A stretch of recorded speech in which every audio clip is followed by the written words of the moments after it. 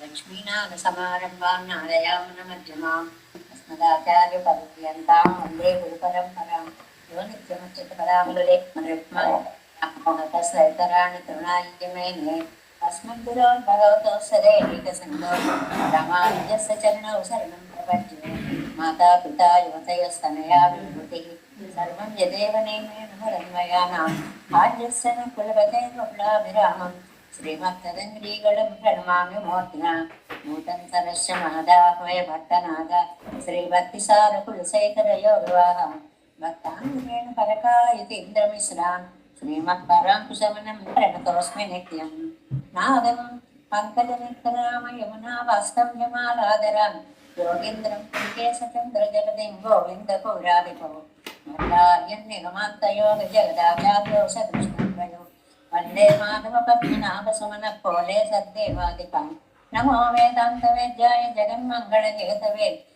सेवा अमृतासार पूरितं भवनत्रयं वेदांत वेद्यामृतवारिरासेहे वेदांत सारामृत पूर्णमग्र्यं आदाय वर्षन्तमहं प्रपद्ये कारुण्यपूर्णं कल्वैरिदासं श्रीमत्कृष्ण समाह्वाय नमो यामनसो नवे यत्कटाक्षणलक्षाणां सुलभश्रीधर सदा श्रीकृष्णपादपादाब्जे नमामि शिरसा सदा यत्प्रसादप्रभावेन सर्वसिद्धिर्मम लोकाचार्याय गुरवे कृष्णपादस्य सोनवे संसारभोगसन्दष्टजीवजीवातवे नमः श्रुत्यर्थसारजनकं स्मृतिबालमित्रं पद्मोल्लसद्भगवदङ्घ्रिपुराणबन्धं ज्ञानाभिराजमभयप्रदराजपुत्रम् अस्मद्गुरुं परमकारुणिकं नमामि द्रविडाम्नाय हृदयं गुरुपर्वक्रमागतं रम्यजामातृदेवेन दर्शितं कृष्णसूनः सुन्दरजामातृमुने प्रपद्ये करुणाम्बुजं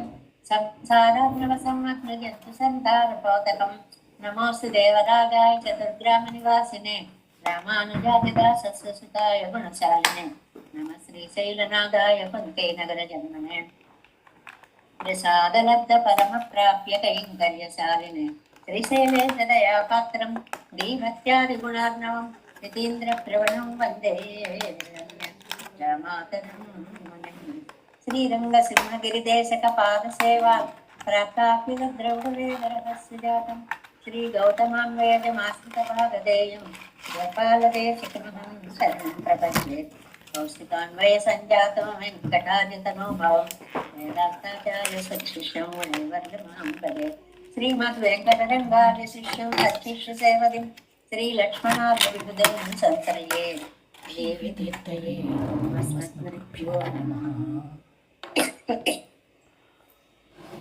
अर्थामृतं विश्वजनानुमोदनं सर्वाद्भुतं श्रीशतकोपवाङ्मयं सहस्रशाखोपनिषत्समागमं नमाम्यहं द्राविडवेदसागरं திருவிழுதுநாடன் தென்குருவென்னும் மறுவனியவன் பொன்னலென்றும் அருமறைகள் அந்தாதி செய்தான் அடிவினையே எப்பொழுதும் செவ்வியாய் நெஞ்சே தெளிந்தோம் மனத்தாலும் வாயாலும் மண்குரு பயணம் எனத்தாரை எல்லாதிரைந்தே மனத்தாலும் ஏதும் ஒரேவில்லை நந்தை சடகோபன் பாதங்கள் யாம் உடைய பத்து தேர்ந்த பெருங்கீர்த்தி வீரமானுசமனிதன் வாயந்த மலர்பாதம் வணங்குகின்றேன் ஆய்ந்த பெரும் சீரார் சடகோபன் கத்தமிழ் வேதங்கரிக்கும் பெறாத உள்ளந்தரா மாந்திகளும் சோலை மகளரங்கள் வெப்பவின் மேல் ஆண்டு தமிழ் மறைகள் ஆயிரம் ஈன்ற முதல் தாய் சடகோபன் மயம்பாழ்வன் செய்த தாய் பிராமானுசம் மிக்க விரை நிலையும் மெய்யாமையர் நிலையும் தக்க நெறியும் தடையாகி தொக்குயிலும் ஊர்வினையும் வாழ்வினையும்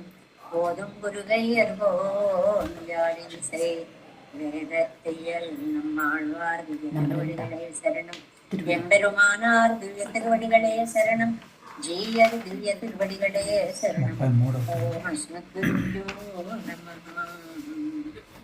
జై శ్రీమన్నారాయణ భాగవత గోష్ఠికి దాసోహాలు సమర్పిస్తూ కొద్ది రోజులు విరామం తర్వాత ఇవాళ మనం మళ్ళీ తిరువిరెత్తంలో 34వ పాసురంలో ప్రవేశిస్తున్నాం.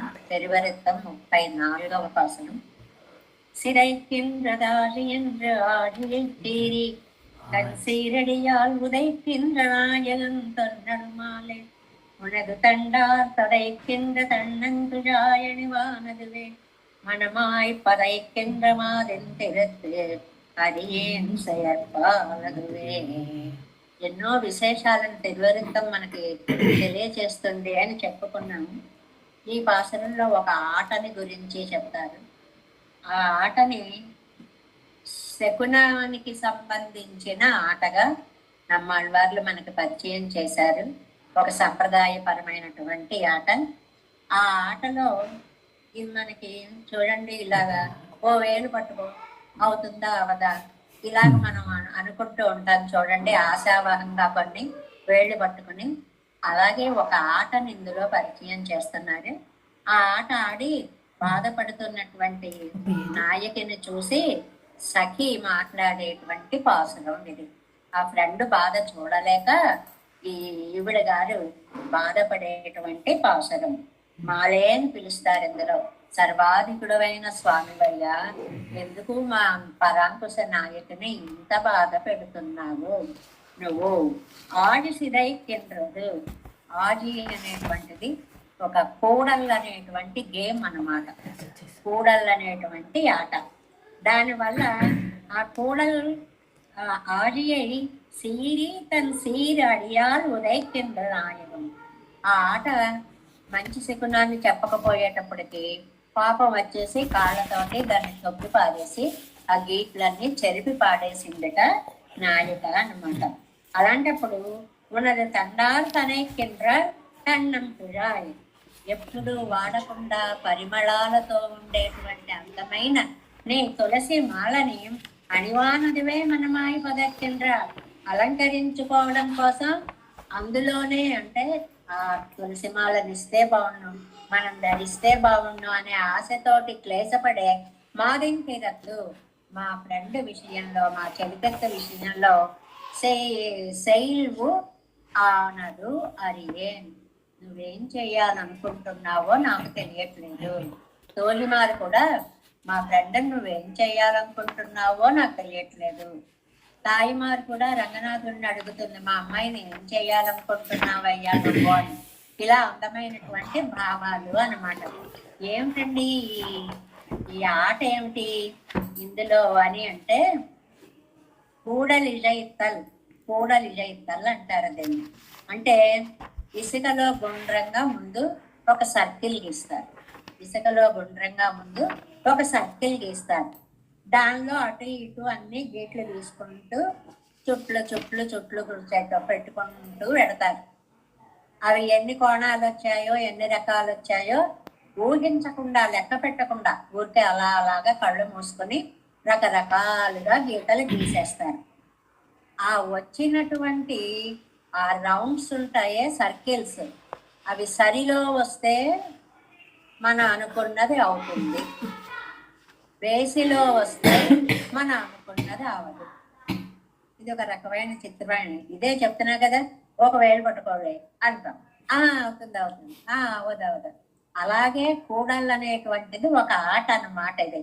అంటే సరిలో ఉంటే శుభ ఫలితాన్ని ఇస్తుంది, బేసిలో ఉంటే అశుభ ఫలితాన్ని ఇస్తుంది. ఇది మనకి నాచియార్ తిరుమలలో కూడా ఆండాళ్ళ తల్లి చాలా అందంగా చెప్తుంది. తెల్లయారు పలర్ కైదజం దేవనార్ అనే దశక ఉంది కదా, అందులో సొల్లిమాగలు నీ కోడిలు కూడలే అంటావు. అసలు ఏమవుతుంది, నిన్ను కలుస్తానా కలవనా అనేటువంటిది ఒక సంకేతాన్ని, ఒక గుర్తుని గోదాదేవి పరీక్షించింది అనేటువంటి విషయంలో పెరేవాచ్యం పిళ్ళై కూడా దీనికి చాలా అద్భుతమైనటువంటి వ్యాఖ్యానాన్ని అందించారు. ఇదే ఇప్పుడు మనం చెప్పుకున్నదే అనమాట. గుండ్రంగా వృత్తాలు గీసి అవి సరి సంఖ్యలో ఉన్నాయా, బేసి సంఖ్యలో ఉన్నాయా అని. అది సరి వస్తే మంచిది, బేసి వస్తే పని అవదు అనేటువంటిది అనమాట. ఇవన్నీ ఎక్కడ చేస్తారట? మనం భూములు 4 ఉంటాయని చెప్పుకున్నామే.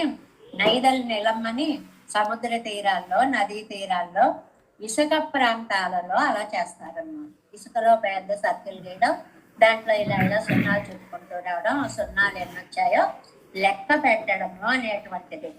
ఆగి అనే పదం చేత, ఆగి అంటే మామూలుగా చక్రం అని మనం తీసుకున్నా, ఇక్కడేమో ఈ రౌండ్స్ అని అర్థం ఈ పాసురంలో అన్నమాట.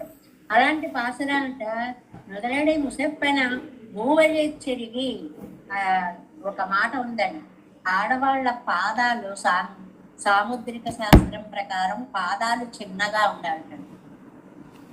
పాదాలు చాలా పెద్దగా ఉంటే ఉత్తమం కాదు అని ఏదో చెప్తారు. ఇప్పుడు మనం చూసుకొని బెంగ పెట్టుకోక్కర్లేదు, చిన్నగా ఉన్నాయా పెద్దగా ఉన్నాయా అని బాధపడక్కర్లేదు. పద్మిని జాతి స్త్రీలకి అలా ఉంటాయి అని ఒక లక్షణం అన్నమాట. అందువల్ల ఆ పాదాలతోటి తానే గీసినటువంటి ఆ సుడులన్నిటినీ కూడా టక్క చెరిపేస్తోంది అనేటువంటి విషయాన్ని మనకి ఇందులో చెప్తారు. మాలయ్యం మలరం కొడపడై పైరం కింగిని మాలయ్యం తారిన కిడక్కువా అని ఇదంతా నిఘంటువుల్లో చెప్పిన అర్థాలన్నిటినీ కూడా చెప్పి మా అమ్మాయి ఎంతో సుకుమారురాలయ్యా అని పైగా అర్థం. మరి ప్రతి పాసురంకి స్వాపదేశ అర్థం ఉంది కదండి. ఏమిటి అంటే ఆళ్వార్లకి పెరుమాళ్ళ యందు ఆర్తి ఎక్కువైపోయింది. ఆ నాయకే పరాంకుశ నాయకి. ఆయన నేను ఎలాగ పెరుమాళ్ళకి చేరాలి అని ఒక ప్రయత్నం చేస్తున్నాడు.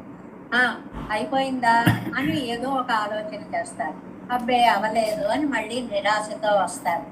ఈ ఆశ నిరాశల భావాలని ఈ కూడళ్ళు అనేటువంటి గేమ్తో కంపేర్ చేశారనమాట. అంతకంటే ఏమీ లేదు. ఆయన్ని చూసి ఆయన భక్తులందరూ కూడా బాధపడడము అనేటువంటిది ఇందులో స్వాపదేశ అర్థంగా చెప్తారు. ఇంకొక మంచి సంప్రదాయపరమైన అర్థం ఏం చెప్తారు అంటే, మనం చేసే ప్రయత్నాలేవి స్వామిని చేరడానికి సాధనాలు కావు, ఆయన కరుణతోటే ఆయన్ని మనము చేరగలము అనే సంప్రదాయ అర్థాన్ని కూడా ఇందులో చెప్తారు. మాలే అని పిలవడం వల్ల ఏమయ్యా ఇంత మహాపురుషుడు కదా, ఎందుకు మా ఆళ్వార్లను ఇంకా నువ్వు నీ దగ్గరికి తీసుకోవడం లేదు అనేటువంటి ఒక అర్థం. ఇంకోటి ఆహి అంటే సముద్రం అనేటువంటి అర్థం కూడా ఉంది కాబట్టి ఇందులో అక్కడ కూడా పెరేవాచ్యం పిళ్ళై అద్భుతమైనటువంటి వ్యాఖ్యానాలు మనకి అందించారండి. ఆయన కూడా ఈ కూడలు అనేటువంటి దాన్ని వర్తులంగా గీతలు గీయడం, అవి సరిగ్గా రాకపోవడం, రాకపోతే మనస్సు క్లేశపడడం, దీన్ని భట్టర్ వారు కూడా అద్భుతంగా చెప్తూ ఈ పరీక్ష సంశ్లేషానికి ఏకాంతం కాకుండా విశ్లేషానికి కూడా ఒక అవకాశాన్ని చెప్పేటువంటిది. అంటే ఎప్పుడు కలిసి ఉంటారనే లేదు, ఒక్కొక్కసారి విడిపోవలసి వస్తుంది అనేటువంటి దాన్ని సూచించేటువంటి ఆటగా భట్టర్ వారు కూడా దీన్ని చాలా అందమైనటువంటి అర్థాన్ని చెప్పారు. అంటే అది వినేటువంటి వాళ్ళట ఏమండి ఆవిడ పాదం పెట్టి నేలని ఆ గీట్లన్నీ చెరిపేస్తోంది అంటే భగవంతుడు ఆహా ఈవిడ పాదం నేనైతే చాలు అని ఇష్టైపోతాడా అని అడిగారు చమత్కారంగా. నేను ఇసుకనవుతాను, తానే నేను నేనే తాను పాటలు ఉన్నాయి చూడండి, అలాగనమాట. నేను ఇసుకనవుతాను, పాదం తనదవుతుంది అనుకున్నట్టు. అంటే భట్టర్ వారు అన్నట్ట ఆయన ఇసుకలాగా వెళ్ళక్కర్లేదండి, ఆవిడ పాదం సోకిన ఇసుకే పరత్వాన్ని చాటేస్తుంది, ఆయన పరత్వంగా రావక్కర్లేదు అని అందమైనటువంటి అర్థాన్ని కూడా చెప్పారు అని ఇలాగ చాలా విశేషాలు ఉన్నాయండి. తిరువృత్తం కూడా గంట చెప్పుకునే పాసురాలవి 5 నిమిషాల్లో పరిచయం చేసుకుంటున్నాం, పర్వాలేదు. ఓహో కూడలు అనేటువంటి ఒక గేమ్ ఉంది, ఆ గేమ్ వల్ల ఇలా తెలుస్తుంది అని మనకు పరిచయం అయిపోయింది అనమాట. ఇంకా మనం తిరువాయుమలి ప్రవాహంలోకి ప్రవేశిద్దాము. ఈ దేవం ఉంది చూడండి, పెరుమాళ్ళ యొక్క శ్రీమన్నారాయణ పరత్వాన్ని స్థాపించే పాసురాలు 10 కూడా. నారాయణుని మించిన దైవము లేదు అని స్థాపించే సిద్ధాంతపరమైన 10. అందువల్ల ఈ ఒక్క పాసురమే 10 రోజులు వ్యాఖ్యానం ఉంది. 10 రోజులు ఒక తిరువాయుమలి అయ్యేంత వ్యాఖ్యానం ఉంది. ఎంత లైట్ గా చెప్పుకుంటూ వెళ్ళిపోయినా కూడా ఎన్ని విషయాలు. సరే సెలవులు తీసుకోవడం వల్ల అది 20 రోజులు కూడా అవుతుంది అనుకోండి, అది వేరు విషయము. ఒకసారి పాసురాన్ని అనుసంధానం చేసుకుందాం. ஒன்றும் தேவம் உலகும் உயிரும் மத்தும் யாதும் இல்லா அன்றே நான் முகன் தன்னடு தேவர் உலகோடு உயிர்படைத்தான் பொன்னம் போல் மணிமாட நீடு திருக்குருகூர் அதனுள் நின்னாதிப்பிரான்னற்க மற்றைய தெய்வம் నాడుదిరే. తిరుక్కురుగూర్ అదనుళ్ళను. ఇది చదివేటప్పుడు ఆ ఊరి యందు అభిమానంతోటో ఏమిటో తిరుక్కురుగూరు కూరదనుళ్ళని, ఆ కూరు ఇంకోసారి ఎక్స్ట్రా వినపడుతోంది, అక్కర్లేదు. తిరుక్కురుగూర్ అదనుళ్ళు, ఆ ఊరి పేరు తిరుక్కురుగూర్. అన్ని దివ్య దేశాలు ఒకెందు. సాక్షాత్తు నమ్మాళ్వార్లు అవతరించినటువంటి తిరుక్కురుగూర్ ఒకటి ఒక ఎత్తు. తిరుక్కురుగూర్ అదనుళ్ళు, ప్రతి పాదంలో తిరుక్కురుగూర్ అదనై, తిరుక్కురుగూర్ అదనుల్. మళ్ళీ ఇంకొక ఊరు అనవలసినటువంటి అవసరము లేదు అని చెప్పడము అన్నమాట. దీని వ్యాఖ్యానంలో మనం ప్రవేశించాము. ఆ పురాణ పురుషుడైనటువంటి శ్రీమన్నారాయణుడు తప్ప మిగిలిన వారు ఎవ్వరు జగత్కారకులు కారు. పెద్ద శాస్త్ర విషయం ఇది. ఇదే శ్రీభాష్యం స్థాపించినటువంటి విషయం.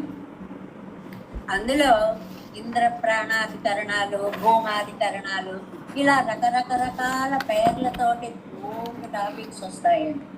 ఎవరు పరదైవం అనుకోవాలి, మనం సరిగ్గా ఆ చర్చలో ఉన్నాం ఇక్కడ. ఆ చర్చలో ఉన్నాం ఇక్కడ. ఎక్కడ ఉన్నాం మనం? 350వ పేజీ. 350వ పేజీ వ్యాఖ్యానాలున్న పుస్తకాల వాళ్ళకి. ఇక్కడ మనం ఒక వాక్యం పూర్తి చేసేసుకున్నాం, కానీ పేరా మొదటి నుంచి ఒక వాక్యం వెనక నుంచి చెప్పుకున్నాం. ఇని అంద పరమచేతనం తానాగిరానారు. బాగుందండి. ఇంతకీ అసలు ఎవరు జగత్కారకులు, మూల పురుషులు? దీని ముందు ఏం చెప్పుకున్నాం? ఒకసారి రికార్డు రికలెక్షన్ ఏం చెప్పుకున్నాం? అపూర్వం అనేది ఒకటి ఉంది, దానివల్ల ఇదంతా జరుగుతుంది అన్నారు. ఏమండి, ఎందుకండి ఆ పేర్లన్నీ పెట్టుకోవడం? అపూర్వం అని, అదని, ఇదని. హాయిగా పెరుమాళ్ళని ఒప్పుకోవచ్చు కదండి. ఎవరైన ఎలా ఉంటారు? ఆయనే మీరు ఎలా చెప్పగలరు? ఈ వ్యాఖ్యానం అంతానండి ఇవాళే కాదు, ఈ పాసురం అయ్యేదాకా చాలా సబ్జెక్టు తోటి నిబిడంగా ఉంటుందండి. ఓ ఎంజాయ్ చేస్తూ వెళ్ళిపోయేలా ఉండదు. శాస్త్రజ్ఞానాన్ని నింపేసి ఉంటాయి పాసురాలు, వ్యాఖ్యానాలు కూడా. అందువల్ల బాగా కాన్సన్ట్రేట్ చేసి వింటే కానీ ఏమిటి ముందుకెళ్ళదు, సబ్జెక్టు ముందుకెళ్ళదు అనిపిస్తూ ఉంటుంది. చెప్పుకునేటప్పుడేమో అయ్యో ఇవి చెప్పకపోతే ఎలాగా, అవి చెప్పకపోతే ఎలాగా అనిపిస్తుంది. దాంతో ప్రతి వాక్యాన్ని నెమ్మదిగా నెమ్మదిగా అర్థం చేసుకుంటూ వెళ్ళవలసినటువంటి అద్భుతమైన పదండి వర్ణం దేవం అనేటువంటిది. చాలా నారాయణ పరత్వాన్ని స్థాపించేటువంటిది. సరేనండి, మీరు ఎవరో ఒక వ్యక్తి వల్ల ఈ సృష్టి జరుగుతోంది అన్నారు. ఓకే, ఎవరాయన? ఆయనే అని మనం ఎలా తెలుసుకోగలం? అది ప్రశ్న. మీరు చెప్పే నారాయణుడే సృష్టి చేశాడని అనడానికి మీరు ప్రమాణం చూపించండి మాకు. ఏదైనా సరే ఒక ప్రమాణం. చిట్ట చివరికి ఇంత బంగారం కొన్నామనుకోండి, అది మంచిదో కాదో అరగదీసి చూసి ఆహా మంచిదే అని వాడు చెప్పిన తర్వాత కదా తీసుకుంటాం. ప్రతి దానికి ప్రమాణం అనేటువంటిది ఒకటి ఉండాలి. శ్రీమన్నారాయణుడు పరదైవం అనడానికి మీ దగ్గర ఏం ప్రమాణాలు ఉన్నాయి? అది టాపిక్. అక్కడికి వచ్చామండి మనం.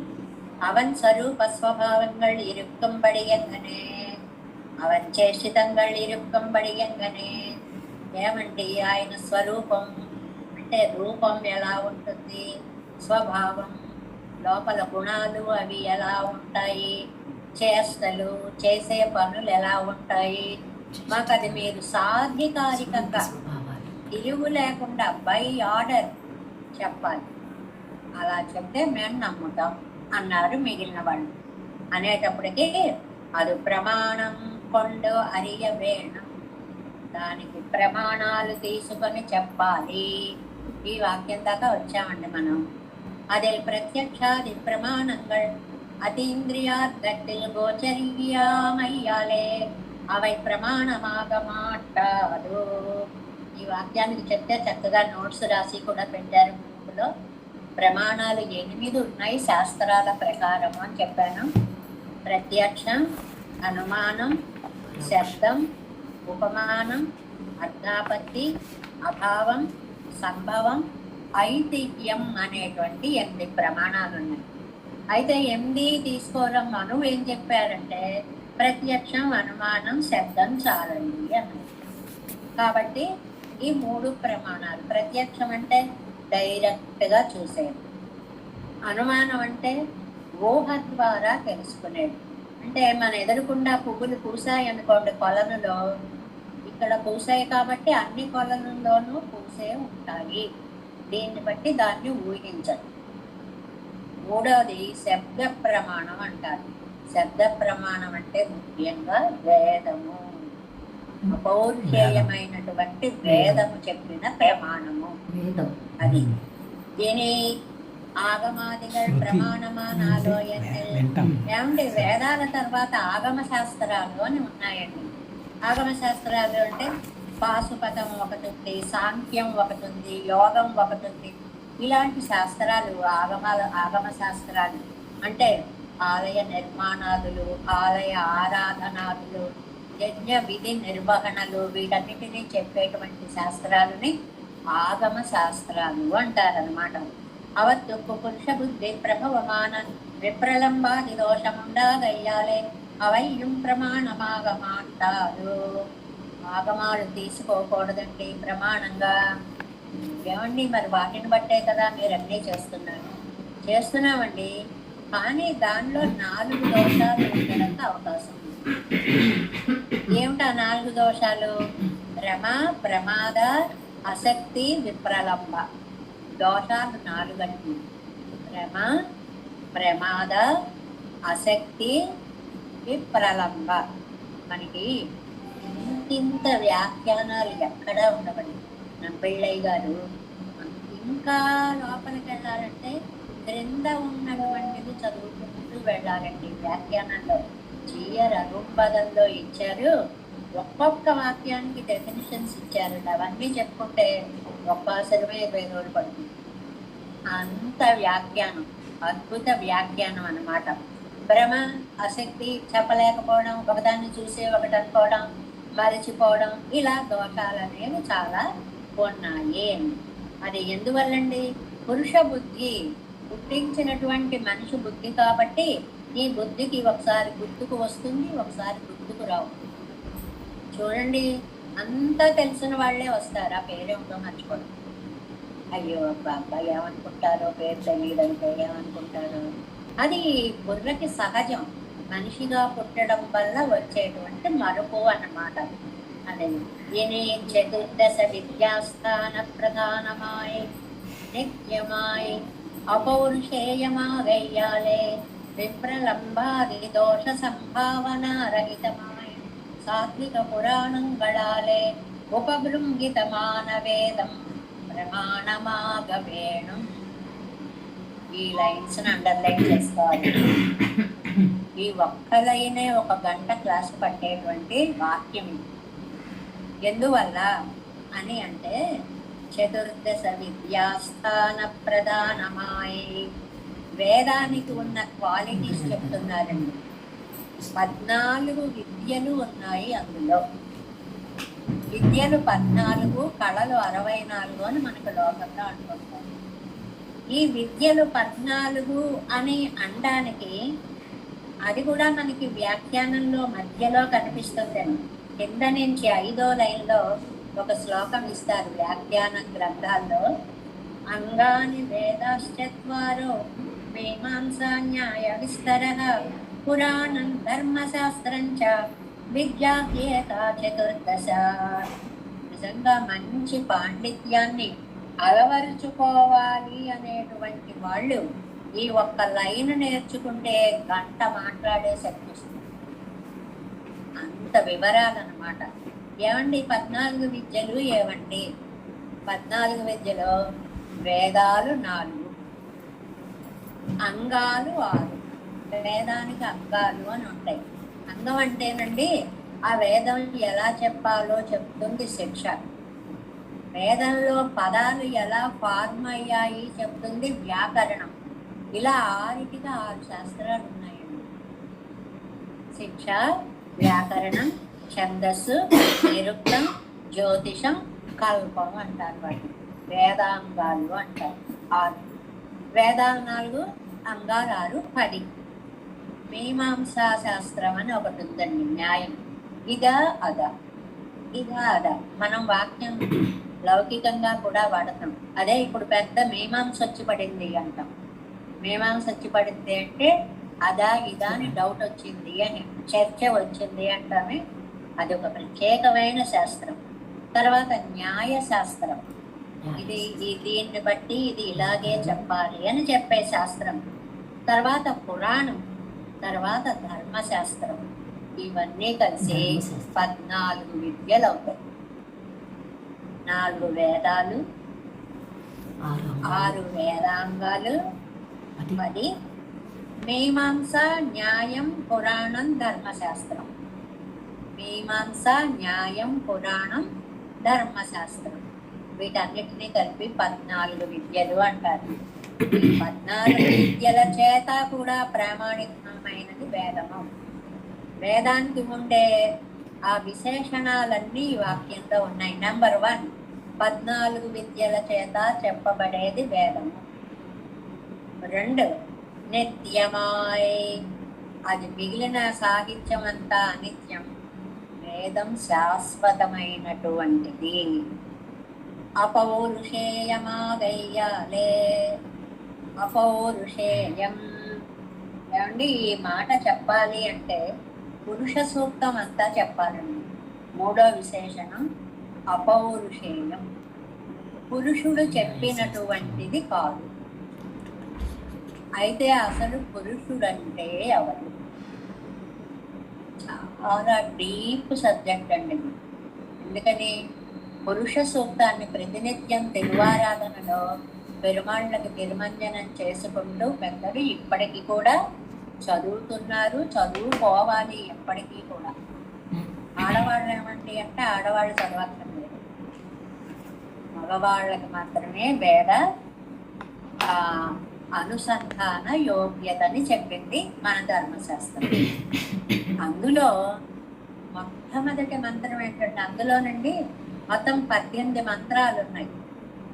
16 అని ఒక వేదం చెప్పింది, ప్లస్ 2 అని ఒక వేదం చెప్పింది. 18 మంత్రాలు ఉన్నాయి.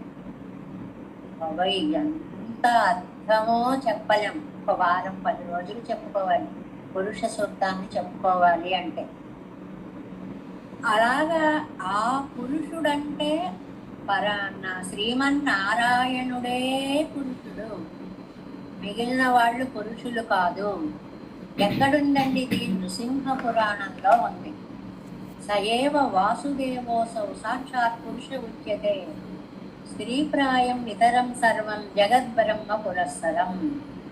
భగవంతుడు ఒక్కడే పురుషుడు, మిగిలిన సృష్టి అంతా స్త్రీ ప్రాయము. సిగ్గుపడాల్సిన అవసరం ఏమీ లేదు. ఏమండి, బ్రహ్మ స్త్రీ ప్రాయమేనా? శివుడు స్త్రీ ప్రాయమేనా? అవును, నారాయణుడు తప్ప అందరూ అటువంటి వాళ్ళే. నారాయణుడికే పురుషుడని పేరు. అదే ఫస్ట్ మంత్రం, సహస్రశీర్ష పురుష, సహస్రాక్ష సహస్రపాత్. ఎంత బాగుంటుందో చదువుతూ ఉంటే మనకి అర్థం కూడా తెలియక్కర్లేదండి. ఆ నాదం ఏదో మనలో ఒక వైబ్రేషన్ కనిపిస్తుంది కదండి.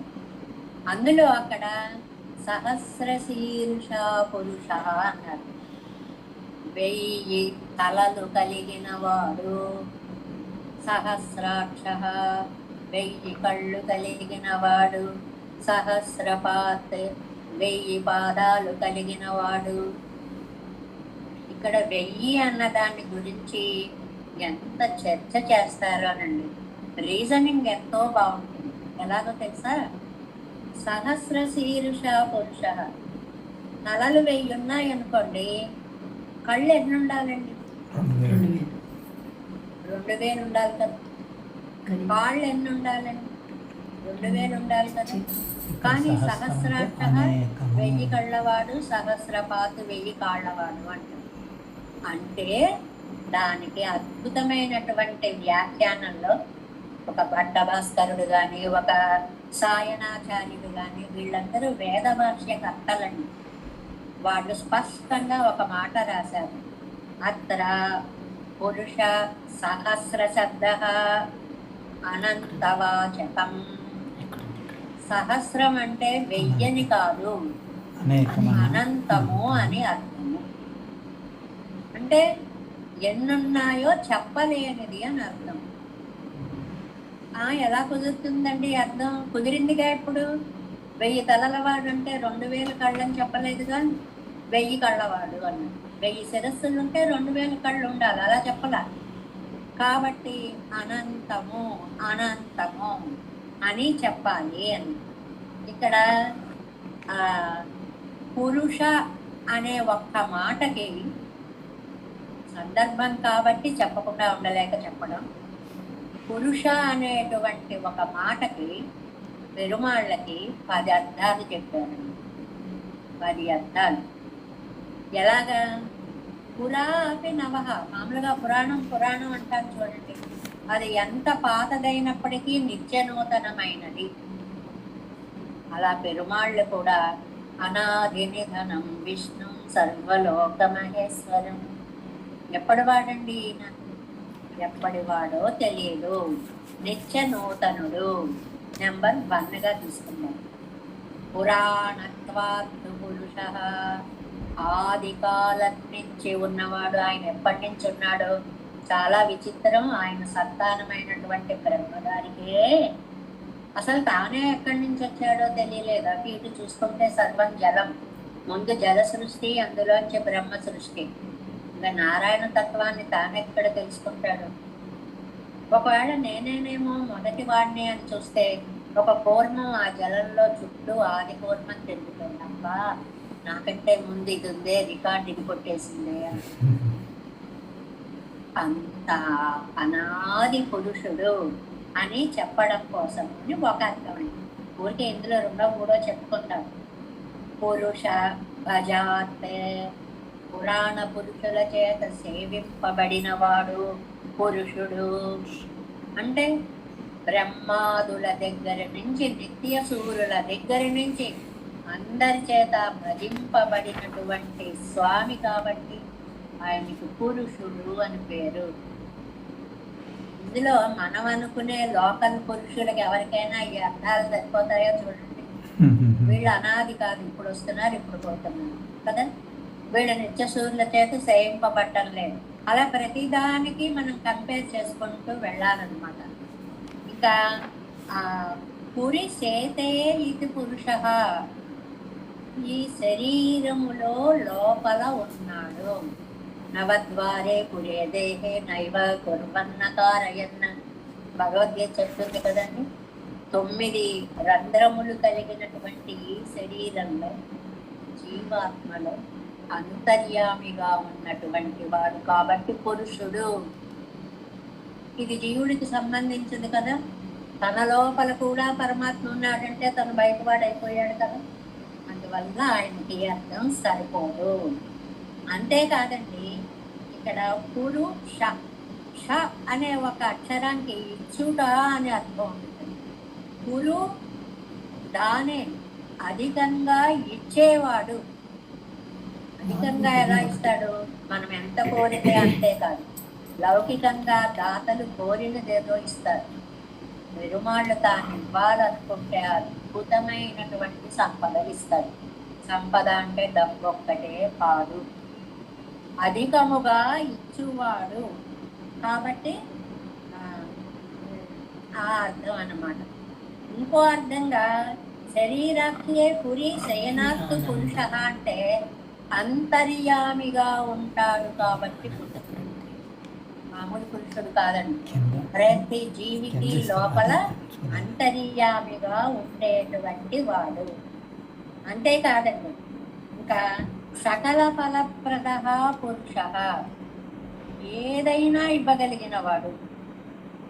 మనం అడిగేవాళ్ళు డబ్బు ఒక్కటే ఇవ్వగలుగుతారు, మనం ఏదడిగితే అది వాళ్ళు ఇవ్వలేరు. సంతానం కావాలి తీసుకోండి, సంపదలు కావాలి తీసుకోండి. బాబు ఏది అడిగితే అది, ఏది అడిగితే అది. ఇంకొక అర్థం ఏంటి, అడిగిన దాన్ని పూర్ణ పూర్ణత్వాత్ పురుష, ఇది అద్భుతమైన అర్థం. పరిపూర్ణత చేత పురుషుడని. పరిపూర్ణత అంటే ఏంటి, ఆయనకు కావాల్సింది ఏమీ లేదు.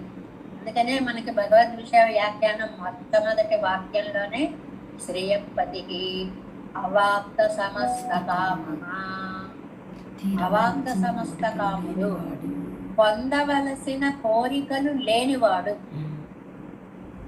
ఆయనకు ఒక్క కోరిక కూడా లేదు. కాబట్టి పూర్ణత్వాత్ పురుష అనేటువంటిది ఎన్ని అర్థాలు చూడండి. ఇంకొక అర్థం పూర్ణత్వాత్ కళ్యాణ గుణ పరిపూర్ణత్వాత్ పురుష. ఇది మనకి వారు అందించినటువంటి అద్భుత వ్యాఖ్యానం అండి. పరిపూర్ణ కళ్యాణ గుణములు కలిగిన వాడు.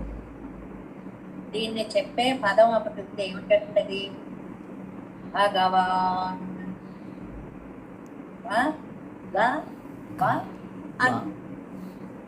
జ్ఞానశక్తి, బల, ఐశ్వర్య, వీర్య, తేజస్సులనే 6 కళ్యాణ గుణాలు కలిగి అన్న చెడు గుణము ఒక్కటి కూడా లేనివాడు. కాబట్టి కళ్యాణ గుణ పరిపూర్ణత్వాత్ పురుష. ఇన్ని కళ్యాణ గుణాలు ఎక్కడా ఉండవు. మరి ఏమంటే లోకంలో ప్రతి వాళ్ళని భగవాన్ భగవాన్ భగవాన్ అంటూ యాడ్ చేసేసి పిలిచేస్తున్నారు.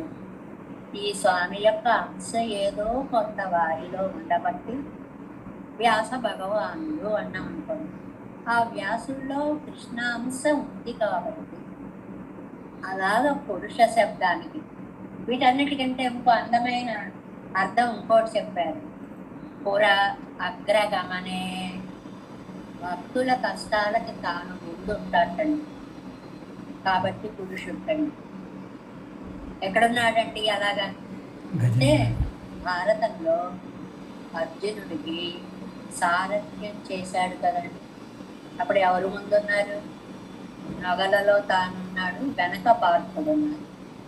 దానివల్ల ఏం లాభం జరిగిందండి, పార్థుడా అస్త్రాలన్నీ ఎదుర్కొన్నవాడు, పార్థం సంఛాద్య మాధవ, భగదత్తుడు అనేవాడు వైష్ణవాస్త్రాన్ని వేశాడండి. చాలా అద్భుతమైనటువంటి అస్త్రం, అది ఎవరు ఫేస్ చేయలేరు.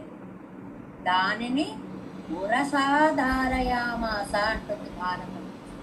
ఆ అస్త్రాన్ని అర్జునుడు దాకా వెళ్ళకుండా తనలో నింపుకున్నాడు. వేసిన అస్త్రాలన్నీ తనలో పెట్టుకున్నాడండి. అందువల్లే మనకి భారత యుద్ధం అయిపోయిన తర్వాత అర్జున దిగు దిగు, రథం దిగు అంటాడు. ఏమిటయ్యా తొందర పెడుతున్నావు, దిగవయ్యా అని ఆయుధాలన్నీ తీసుకు దిగవయ్యా. దిగిన తర్వాత తాను కూడా కిందకి దూకేసేటప్పటికి రథం ఒక్కసారి మండి. కృష్ణ ఏమిటిది, లోపల బాంబులున్నాయా? అవునయ్యా, అస్త్రాలన్నీ బాంబులు లాంటివే. వాటన్నిటినీ ఇంతవరకు నేను అనే రిమోట్తో కంట్రోల్ చేసి నేను కిందకి దిగాను, వాటి శక్తిని చూపించి. కూడా అగ్రగమనే. ఇలా చెప్పుకుంటూ వెళ్తేనండి ఇంకా చాలా ఉంది. ఈ వాక్యం అవధి వాడ అపౌరుషేయమాగయ్యాలే.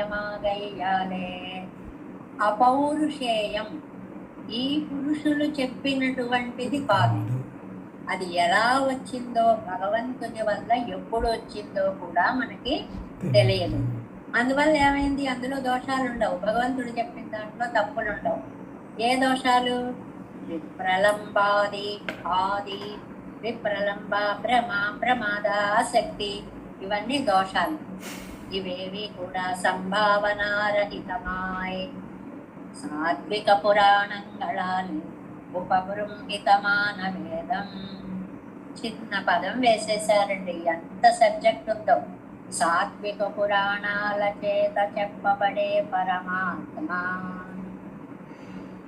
ఇది ఒక విశేషణం. ఎన్ని విశేషణాలు చెప్పారు? మొట్టమొదటిది 14 విద్యల చేత చెప్పబడే వేదం. రెండవది నిత్యమైన వేదం. మూడవది విప్రలంబాది దోషాలు లేని వేదం. నాలుగవది సాత్విక పురాణాలు చెప్పిన వేదం.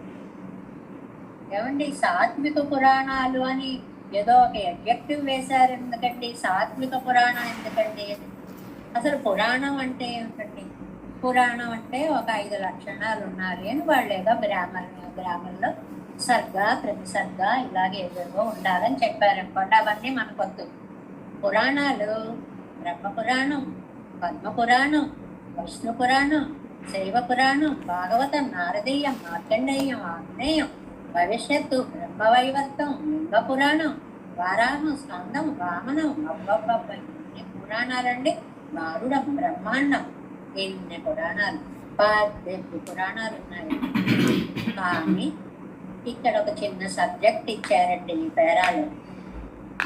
ఏమిటి అంటే, ఈ పురాణాలని 6, 6, 6గా విభజించేశారు.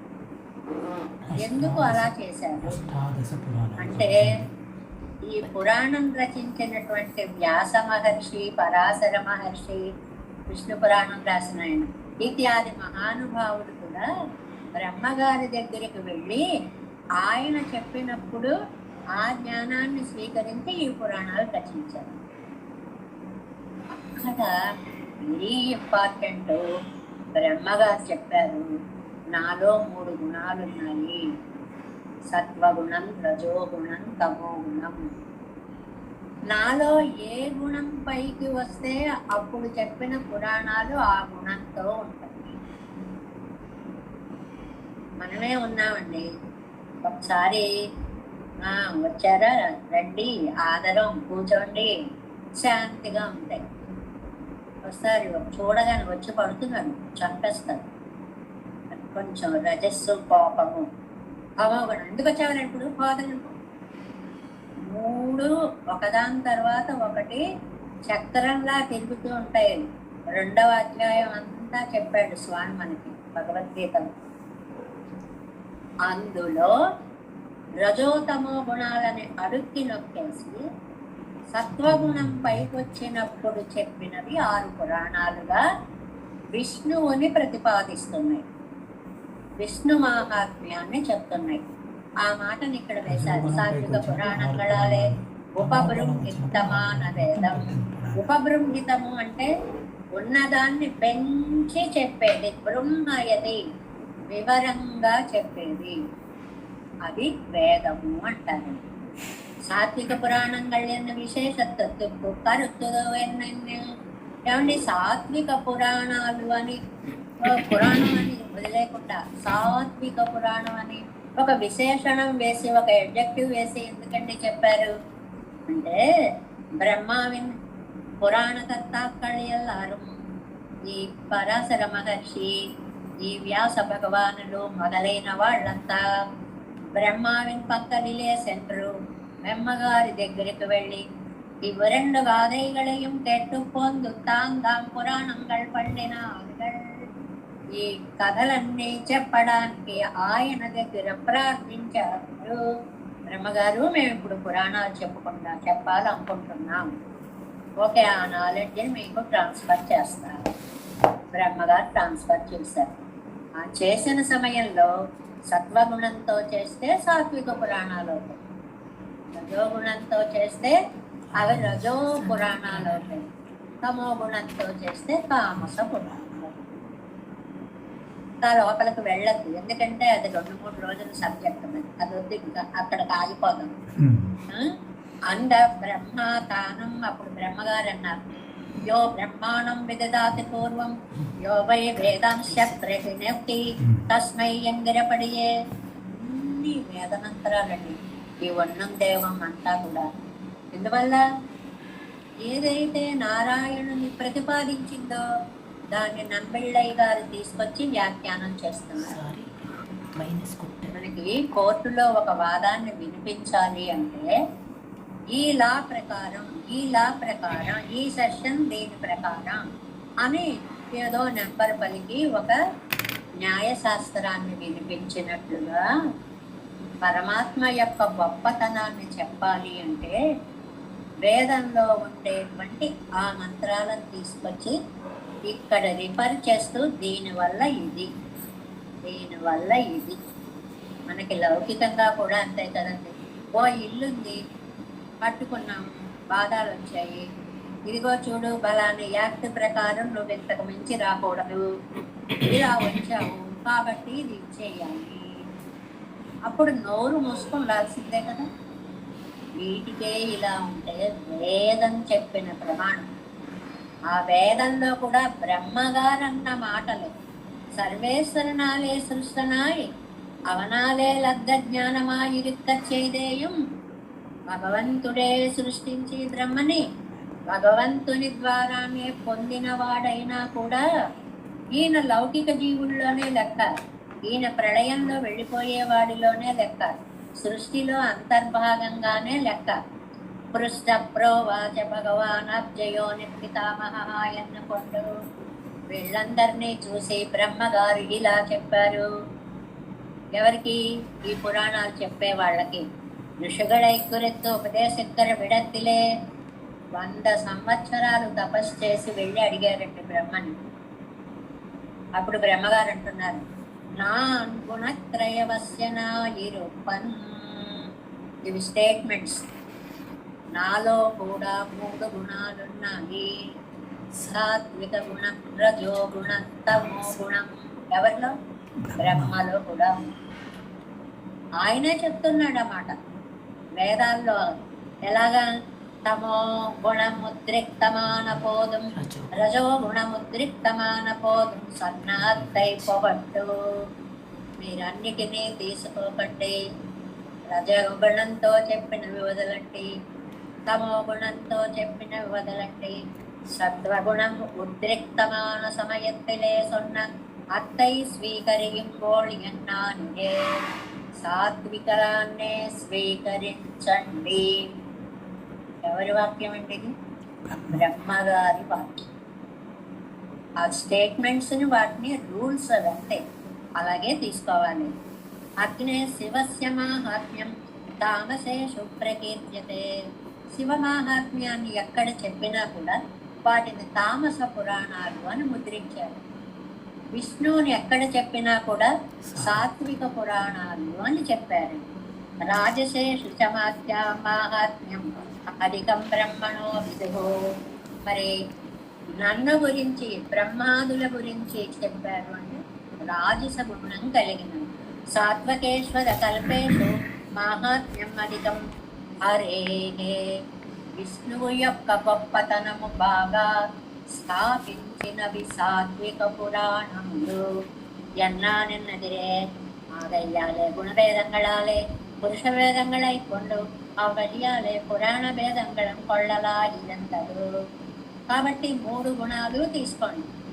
ఆ గుణాలను బట్టి వచ్చిన పురాణాలు తీసుకోండి. ఆ పురాణాలలో ఎవరిని మనం కొలవాలో చూసుకోండి. ఈ 3 స్టేజెస్లో శ్రీమన్నారాయణుని పరత్వము స్థాపించబడింది. కాబట్టి వైష్ణవ పురాణాలని తీసుకోవాలి. ஆகையாலே சாத்விக புராணங்களாலே உபபிரம்மிதமான வேதம் ప్రమాణமாக వేండియుండదు. కాబట్టి సాత్విక గుణ సమయంలో చెప్పిన పురాణాలనే తీసుకోవాలి. అయిపోయింది. అక్కడికి జడ్జిమెంట్ వచ్చేసింది అనమాట. కేసు వాళ్ళ వీళ్ళ ఎవరు గొప్ప కేసు వేశారనుకోండి, శ్రీమన్నారాయణుడే పరదైవము. వేదం అనేటువంటి ప్రమాణము కోర్టు జడ్జిమెంట్ ఇచ్చేసింది అన్నమాట. అంద వేద నెక్స్ట్ పేజ్ 352. அந்த வேதத்துக்கு గుణత్రయంగళాల్ వரும் దోషమిల్లయ్యేయాగిలం.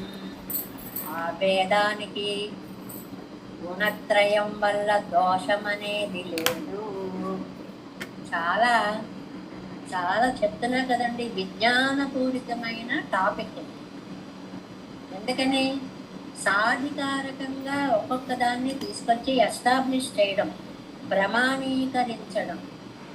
జడ్జిమెంట్ చెప్పేటప్పుడు జడ్జి గారు ఎంత ఆ యాప్స్ అంతటినీ కూడా నిరూపిస్తూ న్యాయాన్ని స్థాపిస్తారో, అలా వేదం ఎక్కడికక్కడ నారాయణ పరత్వాన్ని స్థాపించేటువంటి ప్రయత్నం స్థాపించింది. సవిభూతిక నాన సర్వేశ్వరనై ఉపపాదిక పొందదాగయ్యాలే త్రైగుణ్య విషయా వేదాః నిస్త్రైగుణ్యో జనార్దన నిర్ద్వంద్వో నిత్య సత్వస్థో నిర్యోగక్షేత్ర క్షేమ ఆత్మవాన్ యావానర్ధ ఉదపానే సర్వత సంప్లుతోదకే తావాన్ సర్వేషు వేదేషు బ్రహ్మణస్య విజానతః ఇది గీతలో 2వ అధ్యాయంలో చెప్పినటువంటిది. ఏమిటి? వేదాలలో అన్నీ చెప్పారండి.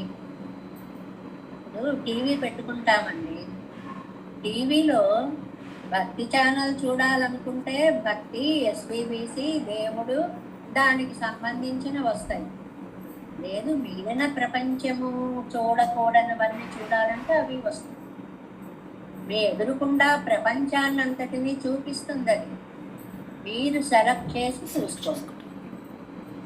వేదం ఉందండి, తమో గుణాన్ని చెప్పింది, రజోగుణాన్ని చెప్పింది, యాగాలను చెప్పింది, చంపడాలు చెప్పింది, ఇతరులను చంపాలంటే చేసేటువంటి యాగాలు కూడా చెప్పింది. రకరకాలు ఉన్నాయి అందులో. నువ్వు సెలెక్ట్ చేసుకో, నువ్వు ఏది స్వీకరించాలో అది నువ్వు తెలుసుకోకపోతే ఫలితం నువ్వే అనుభవిస్తావు. ఇప్పుడు మనం భోజనం సాపాటు చేస్తున్నాం, మనకి షుగర్ బ్రహ్మాండంగా 300 400 ఉంది. ఎదురుకుండా ఓ 10 స్వీట్లు పెట్టేశాడు, ఏదో కాస్త పెట్టాడు విడిగా. నువ్వు ఏది తినాలో నువ్వు సెలెక్ట్ చేసుకో. నీకు ఉన్నవన్నీ చెప్తాం, సెలక్షన్ నీ చేతిలోనే. టెంప్ట్ అవుతాం, అనుభవిస్తాం. ఇప్పుడు వేదం చెప్పింది కూడా అంతే అన్నమాట. ఏమని? குணத்திரயங்களுக்கு ஆசிரியபூதரான சேதனரை விஷயமாக விடத்தாய் அவர்களுக்கு హితం சொல்ல పొందదాగయ్యాలే. మనం టెంప్ట్ అవ్వడం చాలా సహజమండి. మనకి మంచి చెప్పాలని அவர்களுடைய குணானுகுண குணமாக హితం சொல்லும் அதுண்டாயிருக்கம் அதுக்கும் అరంగం சொல்லித்தேயாகிலும் యవానద్ద ఉదపానే సర్వత సంప్లపోదకే తావాన్ సర్వేషు వేదేషు బ్రహ్మణస్య విజానతః. ఎంగెరపడే 6 అంటే నది. பெருகையோடா நின்றால் காப்பாத்தனானவன் விடாய்த்து இருக்கைக்கு வேண்டுவது உபஜீவிக்கும் அத்தனை அல்லது ஆத்து நீரை அடங்க வத்துவிக்க வேணும் என்னும் నిర్బంధమిல்லை. ఇదే భగవద్గీతని తీసుకొచ్చారు. అంటే కొంచెం నంబిళ్ళయ్య గారి యొక్క విజ్ఞాన సాగరాన్ని మనం తెలుసుకోవాలంటే వేదాన్ని తీసుకొచ్చారు. స్మృతి అంటే భగవద్గీత, అందులో తీసుకొచ్చారు. ఏది? ఒకడికి దాహం వేసింది, చెరువు దగ్గరికి వెళ్ళాం. బాబాయ్ నేను ఇప్పుడు ఇన్ని నీళ్లు తాగలేను అంటారంటే ఎవరైనా? మీకు ఎంత దాహమో అంత నీటిని తీసుకుని యావాన్ అర్థ ఉదపానే సర్వత సంప్లుతోదకే తావాన్ సర్వే వేదికులు బ్రాహ్మణ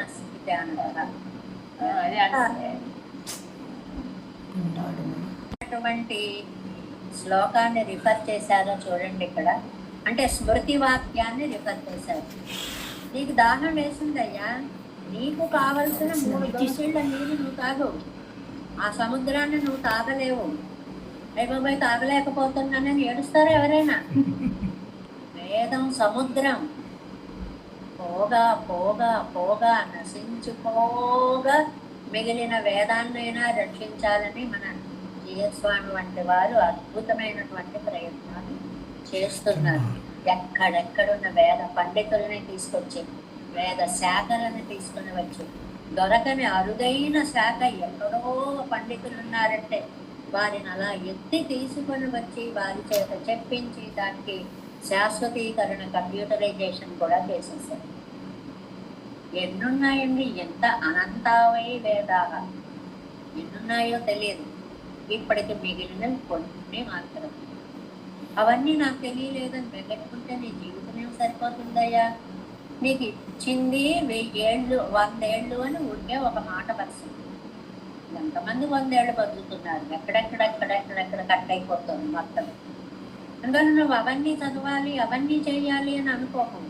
నీకు ఏది అవసరమో అది నువ్వు తావాన్ సర్వేషు వేదేషు బ్రహ్మణస్య విజానత.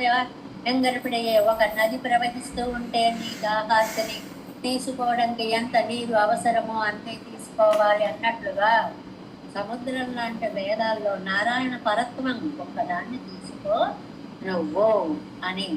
అప్పటికే ముముక్షువాన ఇవత్తిల్. కాబట్టి ముముక్షువైనటువంటి ఈ వేదంలో తనకు ఉపాధేయమాన శ్రద్ధయ్యే గ్రహింపదు. మనకి ఏది కావాలో ఆ టాపిక్కే మనం తీసుకోవాలి. నేనే ఎంత వేదంతా అలాగండి. మరైతే వేదం ఎంత ఉందండి? అబ్బో, వేదంతాన్ పూర్వభాగం ఎన్నం ఉత్తర భాగం ఎన్నం 2 వల్యాలే పిరి ఉండక్కడ వదాయి. దాన్ని 2 భాగాలు చేశారు. వేద పూర్వ భాగము, వేద ఉత్తర భాగం. ఫస్ట్ హాఫ్, సెకండ్ హాఫ్ అని మన భాషలో. పూర్వ భాగము, ఉత్తర భాగం అంటే పూర్వ భాగం అంటే ఏం చెప్తారండి అందులో? అది ఆరాధన వేషత్తై సొల్లేం భగవంతుణ్ణి ఎలా ఆరాధించాలో కర్మ విధానం, కర్మకాండ చెప్తారు. స్వర్గాది పురుషార్థంగளையும் సాధనాదిగளையும் சொல்லையும் அவத்திலேனென்று పరక్కుమదాయినిత్వం. అలాగా ఒక మనిషి ఈ సంసారాన్ని దాటి వెళ్ళేటువంటి మార్గానికి చేరాలంటే ఎన్ని పనులు చేయాలి, ఎలా వెళ్ళాలి, ఏంటి? కర్మకాండ, ఆరణ్యకాలు అంటే పరతత్వాన్ని స్థాపించడం.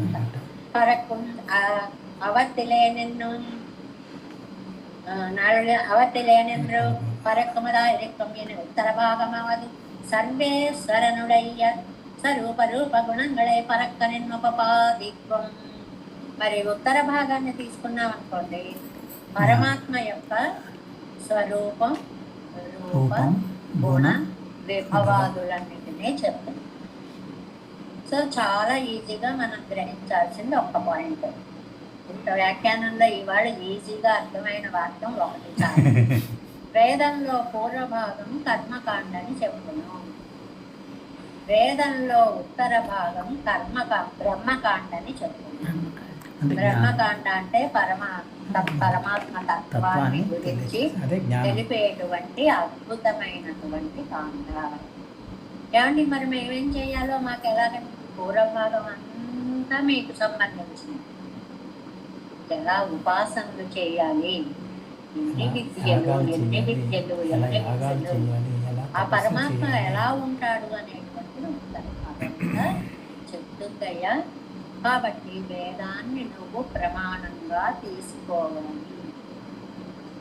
దేనికి ఏది ప్రమాణమో అది తీసుకోవాలి కానీ ఏదో తీసుకుంటే ఇప్పుడు తల్లి కొడుకుని వీడు నీ తండ్రిరా అని చెప్పడానికి తల్లే ప్రమాణం.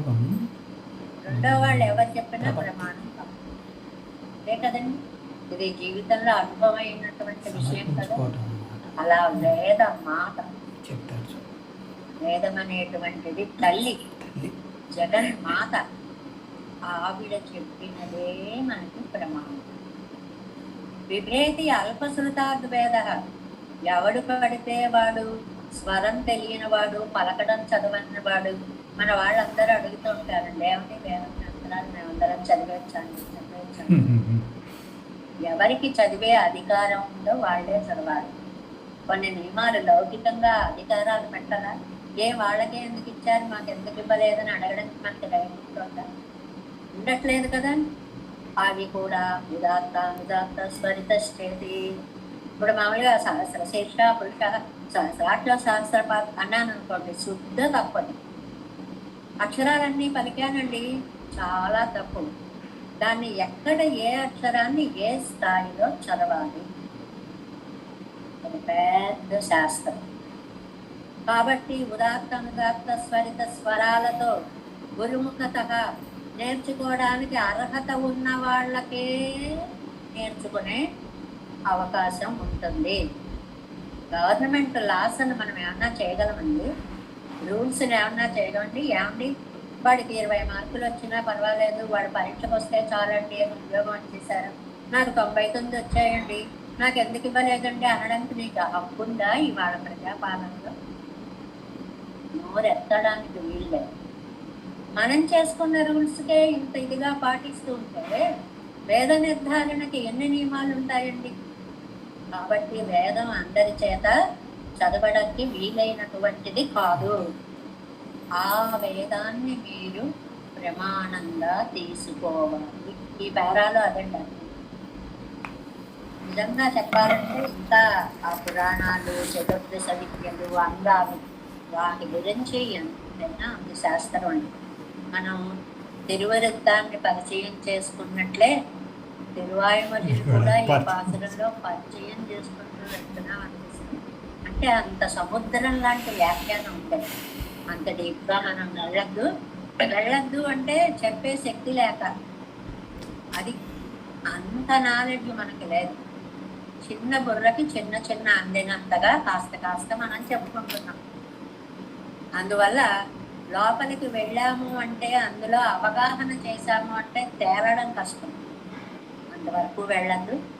ఈ వాటికి వేదం యొక్క విశేషణాలు చెప్పుకున్నాం, వేదం యొక్క అంగాలు చెప్పుకున్నాం.